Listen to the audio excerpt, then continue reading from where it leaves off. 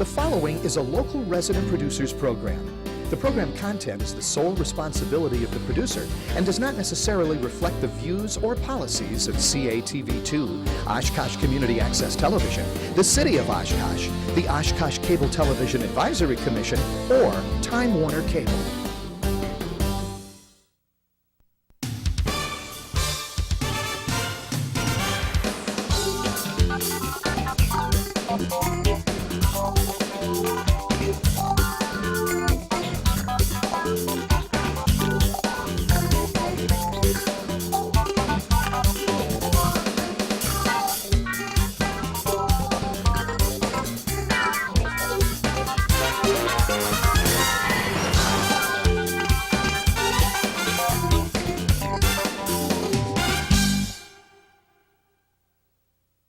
Hi on Oshkosh. I'm your host Cheryl Hentz, and it's Old Home Week here on Oshkosh. We are very pleased. I'm very pleased to be joined by our former co-host, Melanie Bloechl. Welcome back. Thanks. It's fun. We know what has driven you out of the closet and brought you back here. And so we're going to do another viewpoint, because what would it be with Melanie and I without doing another viewpoint? You are really hot about a few things going on in the city right now. As am I, as are citizens on the street. I got my tax bill. I don't know about you, but that's enough to inspire anybody to get a little extra Maalox and go charging down to City Hall. Yep, and let's keep in mind that the tax increase that we saw this year, substantial as it was for a lot of folks, that doesn't include anything for Riverside Park. We won't see that until beginning next year. Correct. And for the next 20 years thereafter. But how's that for a bit of good news on this wonderful evening? Yeah, we're taping it before Christmas, but this this will show the week of Christmas. So Merry Christmas from the city council, actually. Well, not all the city council members. No, Paul Esslinger and Brian Peschel did not vote for the tax increase. They didn't vote for the budget. Anyway, you are here tonight because we have. We've had a little situation go on here in the city just 2 nights ago. Yeah, you and I tag teamed that night too. Yeah, we did. Where the city council, for anyone who didn't see, and the lights burned out here, I'm not sure which camera I'm on. For anyone who didn't see the city council meeting on the 14th of December, the city council, the Fab Five, and I think by now most people know who they are. It would be the city council without Paul Esslinger and Brian Peschel, voted in their infinite wisdom to waive the bid process on $661,000 worth of construction project for the golden commodes of the bathrooms down at Riverside Park. Now, we have a bid process in this city. Things are supposed to be put out for bid, and this was not, and there were a lot of reasons, you know, why it was suggested that this not be put out, you know. A lot of reasons suggested by only certain members of the community who happen to be employed at the Oshkosh-Northwestern. The Oshkosh-Northwestern, and, you know, Jackson Kinney, our community development director. He pushed for this also. You know, one of the reasons being that, well, you know, this is contaminated land and C.R. Meyer is familiar with it.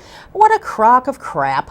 You know, there are contractors all over this city who are familiar with working with contaminated land and you know, caps on contamination and that kind of thing. If you really want to get right down to it, this entire city, or the better majority of it, is sitting on some kind of contamination in one way or another. Hell, I know some people over on Hazel Street who their house is built on top of a former landfill. So, you know, we don't just have one contractor in this city in the name of C.R. Meyer who knows how to, you know, work with contaminated land. So that is just preposterous. Well, I found it really interesting when we went to the council meeting. You could already see how the votes were lining up and how everything was postured. And when all was said and done, I think the thing that I took the most offense to was the Northwestern's editorial. And it was dated Tuesday, December 14th, which miraculously was the day of the council meeting. Correct. That says that the Riverside Park project should earn a bid waiver. And one of the reasons that they said in conjunction with the fact that C.R. Meyer was already familiar with the property, is that to this point, the contractor has donated hundreds of thousands of dollars in-kind work to this project. Well, let me just ask you something, Cheryl. So they donate some brick pavers and do some things like that. So does that automatically then presume that if they do a donation like that, that then we automatically, it's kind of like tit for tat, you scratch my back, I scratch yours. We gave a donation, so you just go ahead and waive the whole bid process that's supposed to go about the business of protecting taxpayers' dollars, making sure we get the best bang for our buck, and we automatically give them $661,000? And it'll go more than that, because there's always change orders that come in. They already, because they already pulled $675 from the general fund. $675,000 was pulled from the general fund for this project to cover cost overruns, change orders and such. What I don't so know, that'll happen. It will. Here's what I don't understand, though. In speaking with Mr. Esslinger, who's a council member, he had asked at the Tuesday night's council meeting that all of the documents, all the drawings, anything associated with this amphitheater project, up to date, all the correspondence be given to him, because Bill Aubrey, who is an architect, contractor, designer, has offered to go through all of this for free, to do literally a step-by-step audit to make sure costs are involved and staying on task. What I want to know, though, what I really want to understand is, Mr. Esslinger called City Hall and asked for everything, and he was told that there is no drawing for the bathrooms. Well, how do you know that bathrooms that you don't have drawings for is going to cost you $661,000? But hey, let us not be suspicious. No, of course not. And what I found really offensive is Mark Harris making this ridiculous comment at the end that he's afraid that we might be biting the hand that I'm paraphrasing, donates to us, gives us gifts, whatever. And yet, here you've got an architect who's willing to donate his time, his services free of charge, and Mark Harris just takes a big old chomp right out of that hand. He had no problem with that. No. It's ridiculous. These people are, I don't know where their thought process is, but it seems to be devoid of any conscience with respect to our tax dollars. It's about feathering the good old boy's nest. Yeah. Think about the people who are supporting these projects. Now, I keep hearing from council members in the Northwestern, thank you, donors, for donating $1 million. Oh, the Leach Company, thank you for the $1 million. And thank you, anonymous donor, for $1.3 million. Thank you. The taxpayers have picked up the lion's share of this project with absolutely no say in what it looks like, who's going to do the job, are we getting the best bang for our buck? And no one has thought to say, hey, you know what? We really appreciate the fact that you're willing to give of your hard-earned money.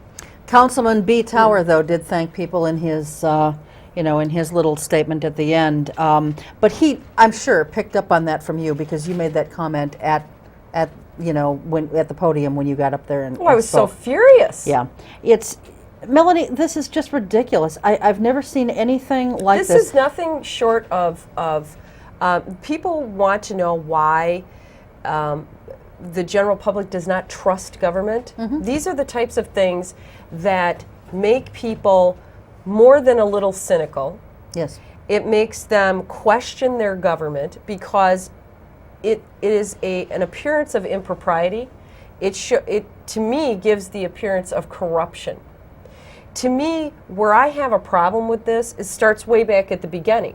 When we and I was the mayor at the time, when we were originally talking about this whole vision for downtown and potentially doing redevelopment, I said the only way that I'll come on board with anything like this is if, number one, we get a group together and we go to the public and we get public buy-in, and the public actually has some say-so. Every step of the way, the public will be party and part to our decisions. That has not happened. No. That has not happened. No. And we promised people that we were going to do things differently. On the original committee, in the conceptual stages of all of this was Phil Martini from C.R. Meyer. Isn't that ironic? And in that meeting, Phil Martini and Rob Clayman, who's with OCDC, the Oshkosh Commercial Development Corporation, stated that they wanted to make sure that someone from the Oshkosh Northwestern was on this very committee because, and I quote, because it will help sell this program to the public. So the Northwestern got on this committee. Kevin Doyle, who is the publisher of the Northwestern, was also put on this committee. So, ladies and gentlemen, all you've been doing is getting ramrodded by a group of special interest people who honestly believe that an ill-planned, ill-conceived amphitheater is going to save our downtown. And I just want to tell you something. The beauty of Oshkosh is that we have a tendency to recycle crap every so often. We are about to enter the mode of recycling crap again. It is called an election process, and it's beautiful because every 10 years or so we need to recycle crap. Back in 1992, when I first got on the city council, Bob Youngworth was elected mayor, or selected mayor, put on the council. And the Oshkosh Northwestern did the same thing it's doing now. See, people who don't learn from history are destined to repeat it. And the Oshkosh Northwestern, back in 1992, took a smack at this entire community with debasing them, name-calling them, because Bob Youngworth said that his constituency was considered more blue-collar, kind of, your average Joe lunch buckets. And he did it as a term of endearment because those of us who are townies, who are blue-collar, who have working-class roots in this community and who have really helped build the foundation of this community, are damn proud of it. Yeah. We don't apologize for it. We're not looking to change our image. We like it. We're proud of ourselves. We're hard workers, and we're not ashamed to scream it from the rooftops. The rooftops we probably put on our own homes. But nonetheless, the Northwestern just beat the living snot out of Mr. Youngworth for using the terminology Joe Lunch Buckets, and then proceeded to make statements that the Joe Lunch Bucket clan is noted principally for having dark suspicions over such things as long-range planning, a first-class library, and any other aspects in the community aggressively moving towards the next century. That was in 1992. We are now into 2004, so like I said, it's about a decade that it takes to recycle crap. So now we've got Stu Rickman, again, recycling crap. Let's just say, though, the Northwestern back then did apologize for taking a swipe at the good folks in the city of Oshkosh. You don't think you'd hear that from the Northwestern today? Well, because they're too arrogant, as far as I'm concerned. Well, and there's a reason for that. Because in 1992, when we recycled crap in that election, and we got a council that was actually fiscally conservative and was listening to the public, because that's what the public wanted. They wanted a council that was responsive, and that's how people like Bob Youngworth got elected and were selected as mayor, because people had had enough. So back in 1992, that was the big change. Everybody said, we've had enough of this garbage.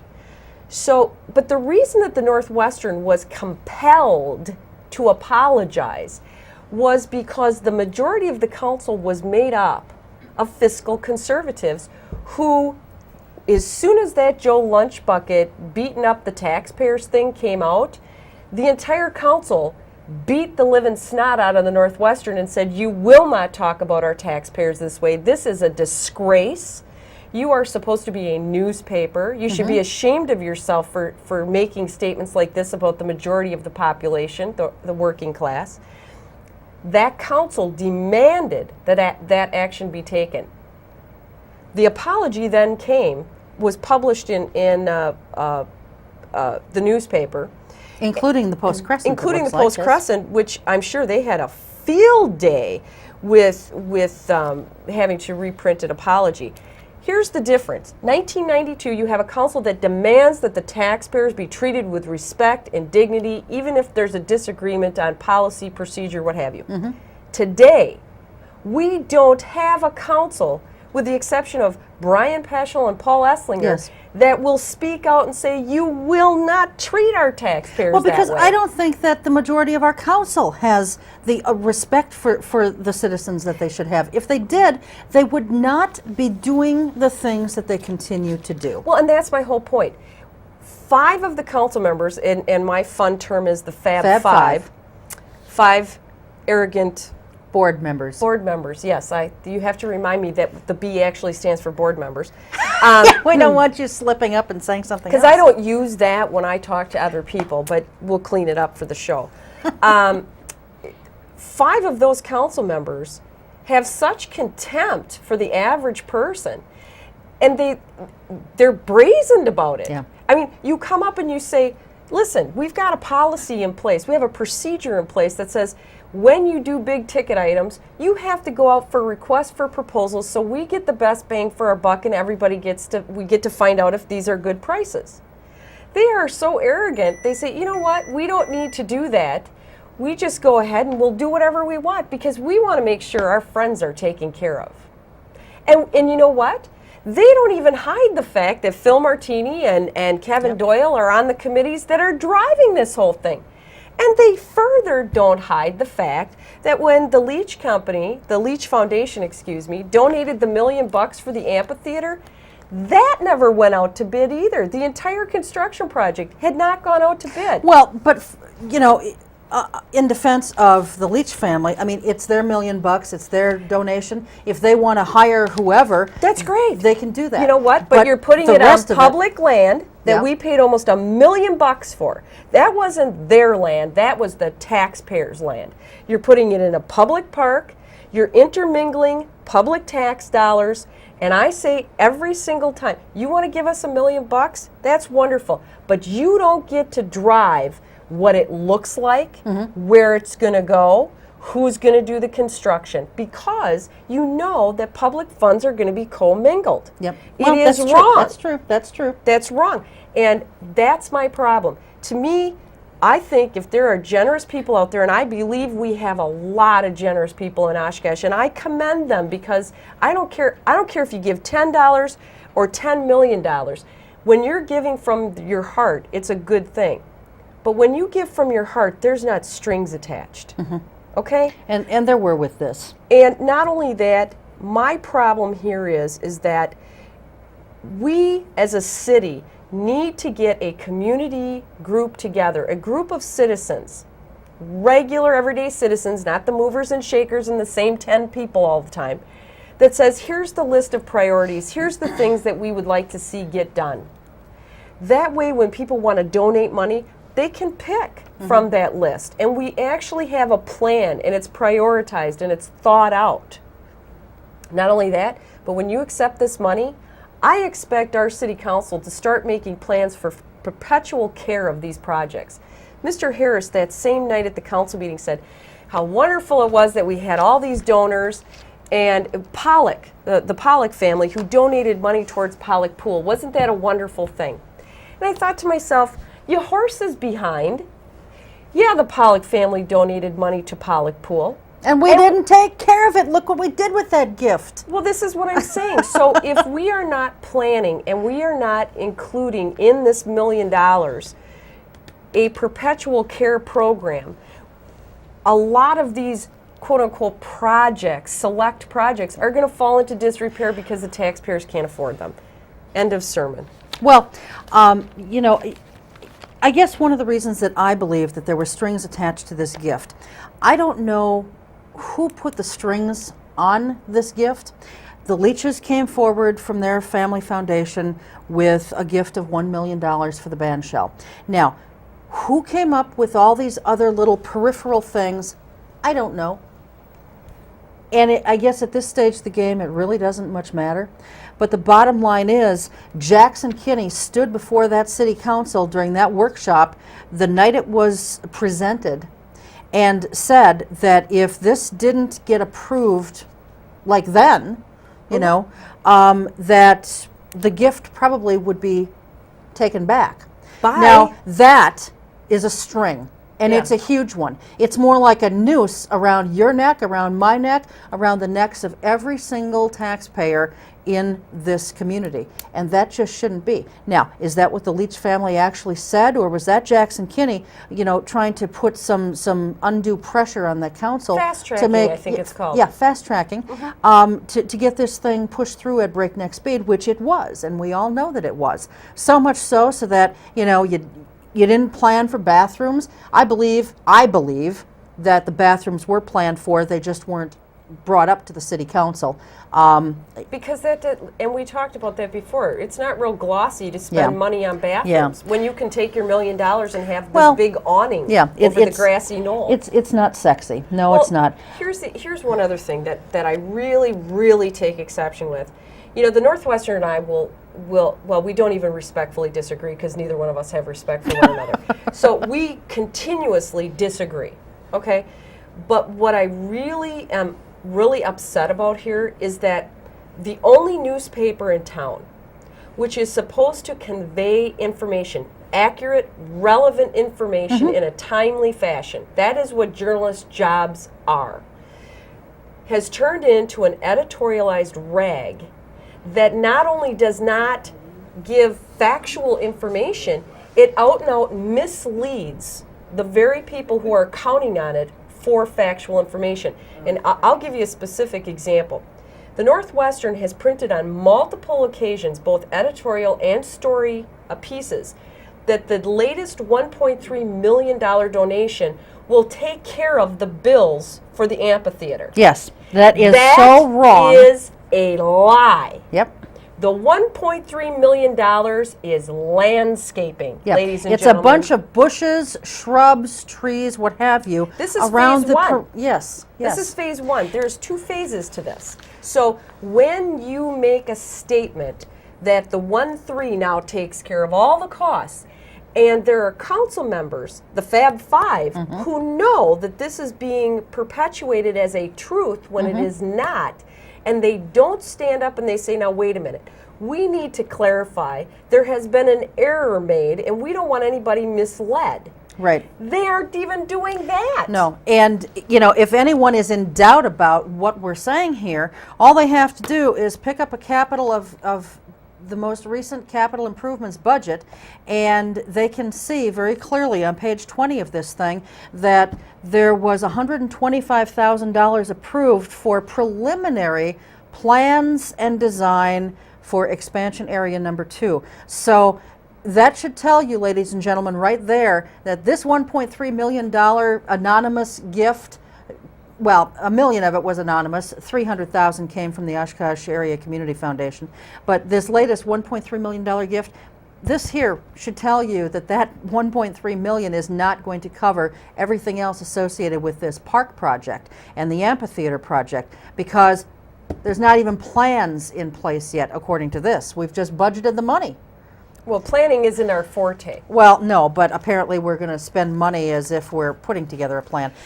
This is ridiculous, and I'll tell you something else. To suggest, as the Northwestern did, and they probably got this from Jackson Kinney, that in fact it said in the editorial piece, do we want to hear for the next 20 years about the contractor who botched the restrooms instead of staying with one contractor? First of all, you're not going to hear for 20 years that the bathrooms have been botched. If you've been by the amphitheater, and by the way, I do want to thank David Leach II for he took Paul Esslinger and I on a tour through the amphitheater a week prior to this taping. I think it'll be a nice project when it's done. I just resent not having a say in this as one of thousands of taxpayers in this community who's having to foot the bill for it, or the lion's share of it anyway. But when I saw it, the bathrooms are clear way on the other side of this thing. Nobody is going to sit there and compare to see if it's of like structure to the amphitheater itself. And so what if it isn't? Some people may. Yeah, well, so what if it isn't? I mean, you go in there to answer nature's call and you leave. You know, I don't really care what it looks like from an exterior as long as the plumbing works properly. Well, and this is, you know, you and I will fall into the category of Stu Rickman's cobblestoners. Yes. Because we have an intellectual level that will not allow us to swallow a chunk of something that you can't, if you can't chew it first so it can go down and digest properly, it requires you to spit it back up. Well, I'm spitting this back up because you can only feed me just so much garbage before you kind of gag on it. So yeah, I'm a cobblestoner, just like I was a Joe Lunch Bucket. One last thing, because this name calling thing is really, it's clever, like I said. So just remember, because this community, the beautiful part is everybody knows everybody, and we're all kind of interrelated, and we've all worked together at some point, and we look out for each other. So don't feel bad. We were Joe Lunch Buckets together. We'll be cobblestoners together. I think he should have called us cornerstoners, because we're really the people that the community was built on, our backsides and our sweat. Don't apologize for it. And I want to tell Stu Rickman, you do not need to apologize for me or my community to the anonymous donor, because that's what he did in another piece. He felt compelled to apologize on behalf of the community because we were skeptical of what was going on with this project. And one of his comments said, "It's a sad commentary on our community that you felt the need to remain anonymous instead of getting the recognition you deserve. You prove the old saying, no good deed goes unpunished, probably originated in Oshkosh." Well, let me tell you something, Stu. I'm gonna make you a slight wager here that there's another old adage that will come true, because you haven't done your homework, you don't investigate things, you haven't printed factual information for the taxpayers, much like you did when you ignored the Joe Paulus thing. Yeah, good point. Here's another adage you might want to chew on, and this one you can swallow. You never get something for nothing. So when you accept these big dollars, make sure, because see, anonymity is great, but I'm a little suspicious of a $1.3 million donation that comes just before an election, when just before the taxpayers get their tax bill, because you know that the taxpayers are wild about you stripping it to us. So I'm a little suspicious, and I'd really like to know who's donating that money. You know what? I don't care, because the timing, you're right, is very suspect. You know, I'm glad someone stepped forward and donated it, because that's less money that'll have to come out of our pockets. Again, but that money, again, I asked Mr. Esslinger, I said, so now that we've got an additional $1.3 million, can that donation then be applied to the debt that we've already incurred, the bonding that we've already done? It cannot. Not only cannot, the donor refuses to allow it. Yeah. So, you know. More strings, people. More strings, exactly. Do you kind of feel like you're like Pinocchio being danced around? Yeah. You know, it is a sad thing what's going on here. And then when you have comments being made like what Mark Harris made and things like that. He's just not bright. Well, they don't get it. He's not from here. They don't get it. How can you understand the people and the history of this community? Number one, you're not from here. All you've been doing is sticking your nose up and telling us all that, I mean, that somehow you're better, because we're struggling to try to make ends meet. And a lot of us have had to struggle. A lot of us have become unemployed because of the situations in this community. Here's the part that I'm having difficulty with. You have people saying, give money to Salvation Army because there's families who are doing without. It's been tough times. They can't pay their heating bills. The mortgages are bad. Please give to the food pantries because more and more people are going to the food pantries.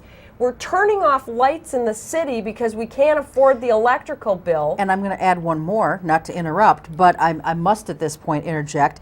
During council member statements at the December 14th meeting, you had already left, but Mark Harris sat there, looked at the camera, and told people that they should go through Riverside Park, that they should go through Menominee Park for the celebration of lights and donate the can of food for the food pantry because it's, quote, the right thing to do. Now, yeah, it's the right thing to do to help donate to food pantries. You know, I'm a little sick and tired of everybody talking about this quality of life issue. Oh, God, if Now, I hear that one more time. I understand that the arts do provide a quality of life. I can get behind that. I'm all for it. But you know, folks, we've got other quality of life issues too in this community that need to be addressed. And I think they're a little more important than making sure that we've got bathrooms to the tune of nearly $700,000 and that we've got all these shrubs and trees beautifully landscaped down there.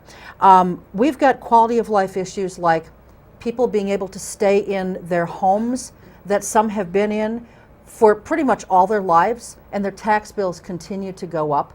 And a lot of these folks are on fixed incomes. And some are not sure how they're going to be able to pay the continued rising tax bills. We've got people in this community who can't afford insurance or have insurance that is not sufficient to meet their needs. They can't get medical care. I think medical care and a roof over your damn head are quality of life issues. We have streets that are falling apart and in such bad disrepair, you know, you might get nauseous just driving down some of these streets from the boom, boom, boom, boom, boom. And, you know, these streets aren't being repaired in a very fast fashion either. There's nothing expeditious about it. What else, Mel? What are some other quality of life issues? These are quality of life issues. And I'm not against progress. I'm not against progress. If Stu Rickman wants to call me a cobblestoner, that's fine. Call me a cobblestoner. I'm all for progress and I'm all for development as long as it's planned development. You don't build a house by just starting to slap together pieces of wood and, you know, 2x4s, and you may run out of nails, you may not have enough wood. You have to know how to plan for these things. You don't start a business by going down to a bank and saying to your lender, I've got this really great idea, it's going to net me about $500,000 a year, and I need about $100,000 in startup capital. Can't tell you exactly what I'm going to do. Can't tell you who's going to market this wonderful business for me. But yeah, I can't really tell you too many details about it. We'll figure that out as we go. It's going to be a work in progress. But please, Mr. Lender, I'd like $125,000. Trust me, this will all work out, and I'm hoping that it'll be fine. No, the lender wants a business plan, and it's time that we start running this city like the business that it should be, and that is going about the business of taking care of core services for people, keeping taxes as low as we can, getting jobs in this community, and doing what we can to maintain the basic quality or staples of life before we go about all the frills and whistles and bells. The amphitheater in and of itself is fine, but we don't need all this other stuff. And you know, it just irritates me. I want to see planned development, not development that's just thrown against the wall and hope that it works out. That's the kind of development that I am totally opposed to. You talked a lot about quality of life, and I'm on board with you, Cheryl. Thank God that, you know, there are enough people like you in positions to say something that make reasonable, rational arguments like that, because there will be new council candidates that are going to come out and say, you know, we're so positive, and all these people talking about all these other things, because, you know, it's negative to talk about people starving to death in Oshkosh. Well, yeah. It's negative to talk about people who don't have jobs. You know, we don't want to hear about all the dirty little secrets in Oshkosh. That's negative. We don't want to hear about that. We don't want to hear it. It's kind of like hear no evil, speak no evil, see no evil. Mm-hmm. Unfortunately, this is our community, and being townies, we think that's important.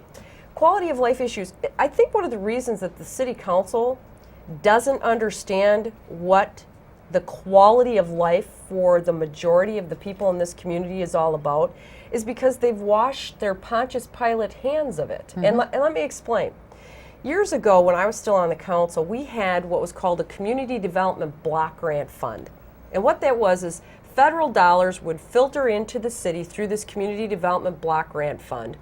And we had citizens committees set up to distribute funds for a variety of issues, street repairs, community needs, things like that. And one of the elements of this community development block grant fund was to go through and talk to the Boys and Girls Club and the Lao Hmong Association and Oshkosh Literacy and Habitat for Humanity, and find out what these special organizations' needs were.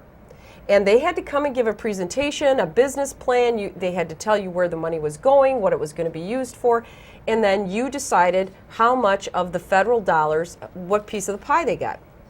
Well, much to my chagrin, the city council, just prior to me leaving, probably about 6 years maybe before I left, decided that they didn't really want to mess around with this community development block grant stuff anymore. It took too much time. They had to listen to all this stuff from all these special people. Let's just hand this whole mess over, this nasty business of dealing with people's needs. Let's just hand that over. We'll give it to the Community Foundation. Have you heard that name before? Yeah. Oh, yeah. Community Foundation. Amphitheater money. Let's hand it over to the Community Foundation and then the United Way, because they're experts on people's needs, and then we don't have to listen to it. Now, I don't disagree that Sue Ponak does a wonderful job at the United Way. She does. She does a great job. She does. Is she an expert on people's needs? Yeah. But so should council members be. This is our community. We're the legislative, executive, and judicial branch of government in this community. Why would we not want to know what the needs of this community are?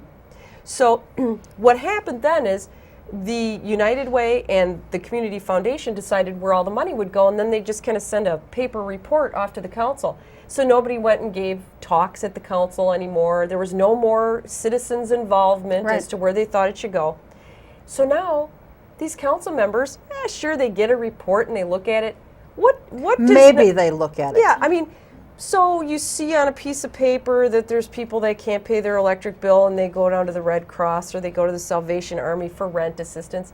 They're nameless, faceless numbers on a piece of paper. An amphitheater is exciting and it's got big roofs and it's going to have big toilets. This is what I'm talking about. I mean, what I don't understand here is we have a mayor who is so hypocritical.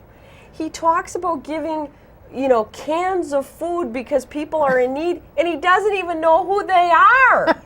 Nor does he care. But while he's talking about giving cans of food, he's taking food out of people's mouths in some cases by continuing to do crap like waiving bids and approving projects at breakneck speed and faster. Well, the other thing he talked about, and this is where Melanie kind of loses the old temper. The things just kind of snap and crackle and pop. So I try not to watch council meetings too much. But this one, I felt compelled after participating in a bitch session, I guess, as a cobblestoner would only do. Mark Harris, at his opportunity to speak where nobody could rebut him, this is council members' statements, proceeded to talk about how great everything was going in the downtown, people, in case you hadn't noticed. And that the property values have increased to about $10 million, and it hasn't been that good since the 1980s. $10 million property value increase in the city of Oshkosh in the downtown area. Dear God, that's so exciting. Here's what he's not telling you. $10 million increase in property values should translate into lower taxes. Okay? Ask yourself this. Did your tax bill go down? Because mine didn't. $200 up this year. $10 million increase in property values in downtown should translate into lower taxes for all of us. You know why it's not? Because the property value increase in the downtown is built into TIF districts. You aren't going to see that increased revenue for 20 years. In 20 years, our downtown is going to recycle crap and you're going to get a new bill. You think in 20 years that things aren't going to change and the whole impetus, did you notice? Green Bay, Neenah-Menasha, Madison, Sheboygan. we're all reinventing our downtowns, and we're all going to have river walks, and everybody's doing the same damn thing. It's the same thing everywhere. But you know what's different everywhere else except Well, here? they get input and they actually raise money. Yeah, they get input from citizens, they get buy-in from citizens, and they raise money before they break ground on the project, unlike here. But here's my point. Mark Harris does not tell the whole truth. We talk about a $10 million property value increase in downtown, but what he doesn't tell you is it's in TIFs, and what he doesn't tell you is you don't see the increased revenue for 20 years. The other thing is that if everything is going swell, why did my tax bill go up 5.7% for the city? Yeah, as well as, what was it, 9 point something? 9.1 for the schools. Yeah. And I'll tell you why the schools is so much higher.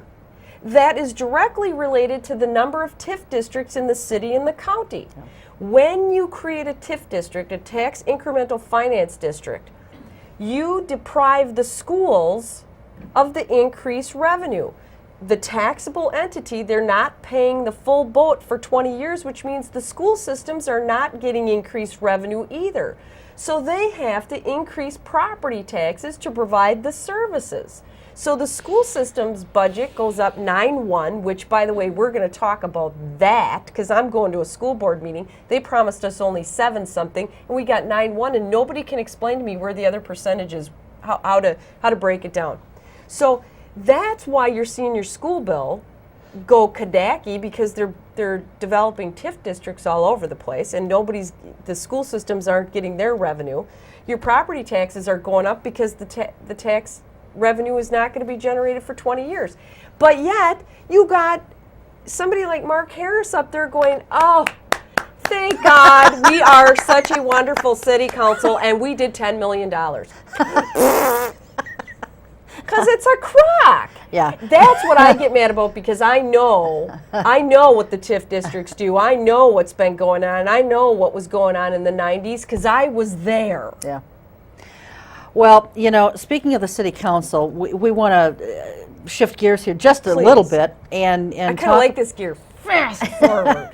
and talk a little bit. I just paid my taxes today. That's why I'm a little cranky. and talk a little bit about the upcoming election, because it's very interesting. We have all kinds of people, myself included, coming out of the woodwork to run for city council. I think there's 13 or 14 of us who are running. There will be a primary. Yeah. And I just want to take a moment to thank everyone who has been circulating papers for me, getting papers, signed, They're signing calling them. you like crazy people. People are stopping me in stores saying, it's great. hey, love your show, and by the way, is it true you're running, and where can I sign? Yeah. I mean, that's how upset people are. And yet our city council members just don't seem to get it. They don't. A couple of them do. Yeah, Paul and the Fab Five are out of touch. Yeah. They're out of touch. They don't understand.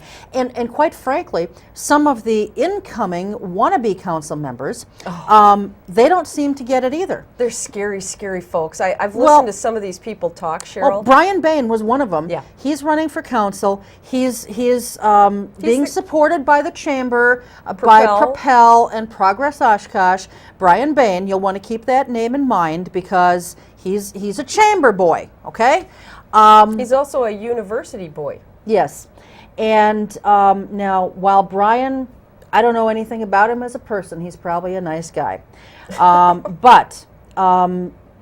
And I don't totally disagree with him on some of his city political issues either. But he was one who got up the other night at the council meeting. He's the one who got me excited enough to get up at the council meeting. He was sandwiched in between you and I. Mm-hmm. And he too was of this mindset that this $1.3 million is just going to finish off the whole project. Now, this is a man who's running for council, ladies and gentlemen. Who doesn't know. And he doesn't seem to understand that it clearly is not. Okay, honest mistake that he probably made. No. Don't go there, because I understand that you're running for council, and there's a certain amount of politeness that you're supposed to extend, like decorum and all that jazz. I don't. This young man has come up and perpetuated himself as all-knowing and all-encompassing in his knowledge. You're right, he has, and he's been at a lot of meetings. So he's been coming for you months. cannot give me that horse hockey that it was an honest mistake. When you run for the city council, it is incumbent upon you to not only know the issues, but research them.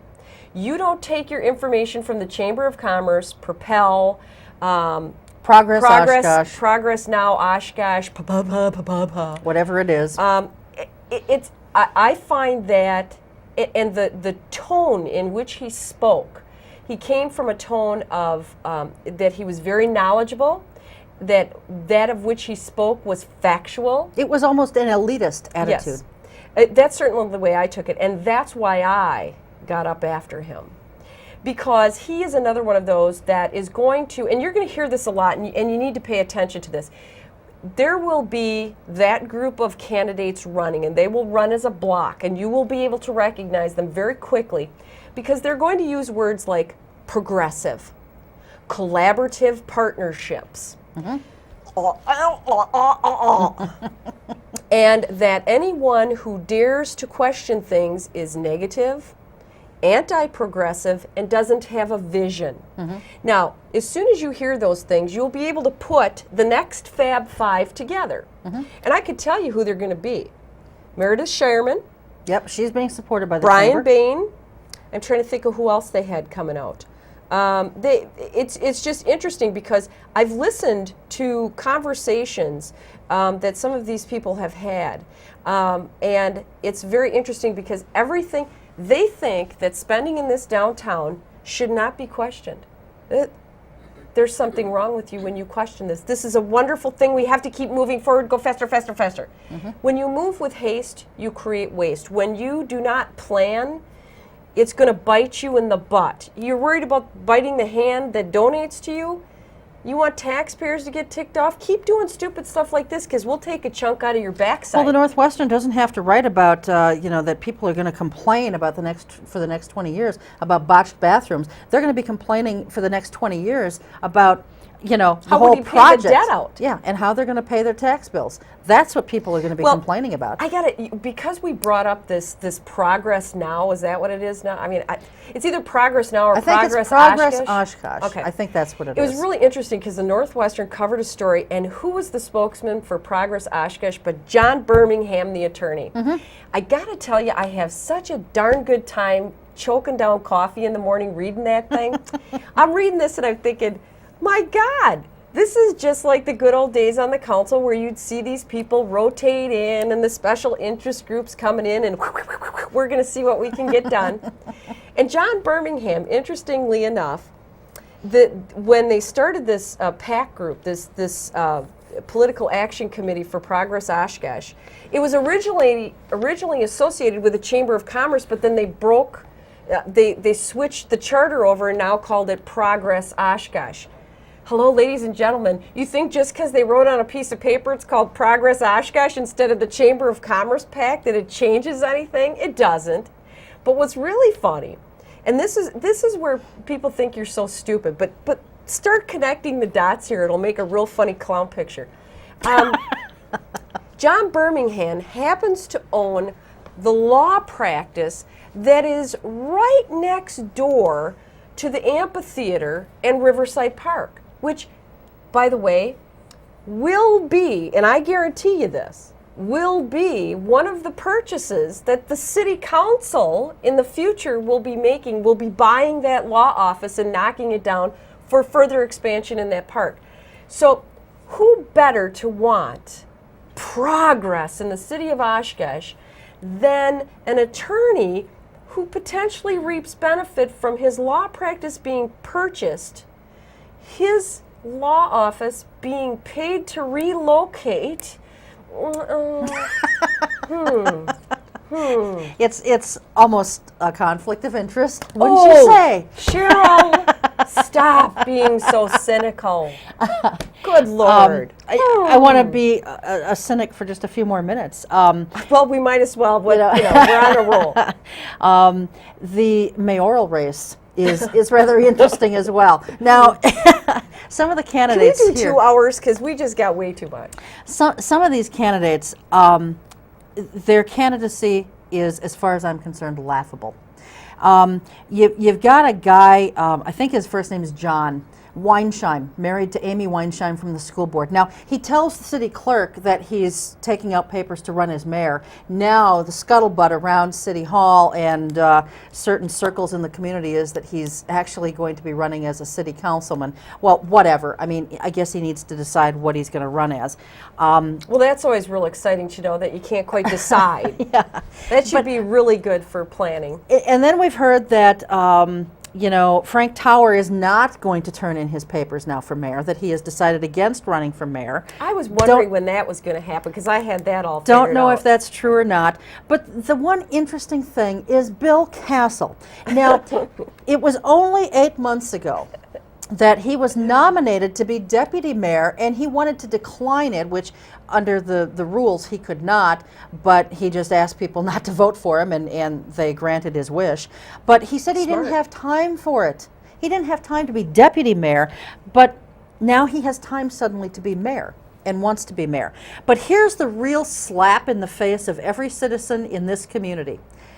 This is a man, and he is the only one on our city council who voted against putting a referendum on the ballot this last November to give you and I, Melanie and you, an opportunity to say, yes, we want to elect our own mayor, or no, we don't want to elect our own mayor. He's the only city councilman who refused to give the people in this community the option, the choice to say whether we wanted or didn't want to elect our own mayor. And now he has the monumental gall, the unmitigated nerve to say, I didn't want you to have a voice.